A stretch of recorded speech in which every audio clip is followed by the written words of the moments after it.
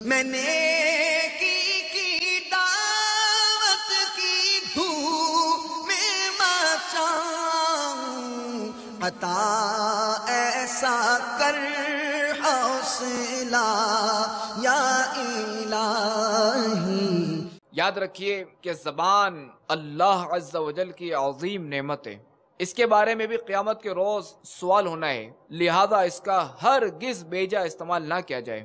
سیدنا صدیق اکبر رضی اللہ تعالی عنہ قطعی جنتی ہونے کے باوجود زبان کی آفتوں سے بے حد محتاط رہا کرتے تھے۔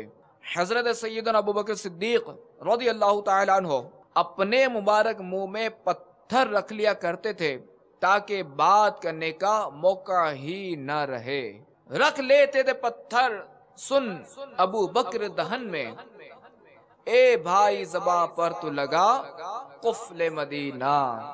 میٹھے میٹھے اسلامی بھائیوں، اگر آپ واقعی خاموشی کی عادت بنانا چاہتے ہیں تو اس پر سنجیدگی سے غور کرنا ہوگا اور خوب مشق کرنی پڑے گی، ورنہ سرسری کوشش سے زبان پر قفل مدینہ لگنا دشوار ہے۔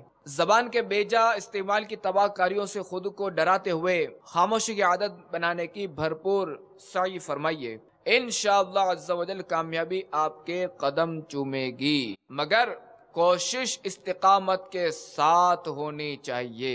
کوشش استقامت کے ساتھ ہوگی تو انشاءاللہ اس کی برکت بھی ظاہر ہوگی اور ہم اس میں کامیاب بھی ہو جائیں گے۔ حضرت سیدنا عرطہ بن منذر رحمت اللہ تعالی علیہ فرماتے ہیں، ایک شخص 40 سال تک خاموش رہنے کی اس طرح مشق کرتا رہا کہ اپنے منہ میں پتھر رکھتا، یہاں تک کہ کھانے یا پینے یا سونے کے علاوہ وہ پتھر منہ سے نہ نکلتا۔ یاد رہے پتھر اتنا چھوٹا نہ ہو کہ حلق سے نیچے اتر کر کسی بڑی مشکل میں ڈال دے۔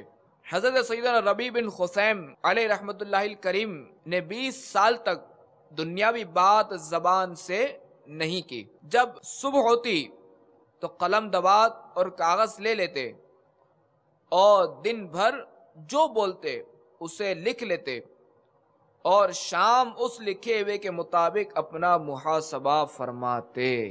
اپنا محاسبہ کرنے سے مراد یہاں یہ ہے کہ اپنی ہر بات پر غور کر کے اپنے آپ سے باس پرس کرنا، مثلا فلاں بات کیوں کی، اس مقام پر بولنے کی کیا حاجت تھی، فلاں گفتگو اتنے الفاظ میں بھی نمٹائی جا سکتی تھی مگر اس میں فلاں لفظ زائد کیوں بولے، فلاں سے جو جملہ تم نے کہا وہ شرعی اجازت سے نہ تھا بلکہ دل آزار طنز تھا، اس کا دل دکھا ہوگا، اب چلو توبہ بھی کرو اور اس اسلامی بھائی سے معافی بھی مانگو۔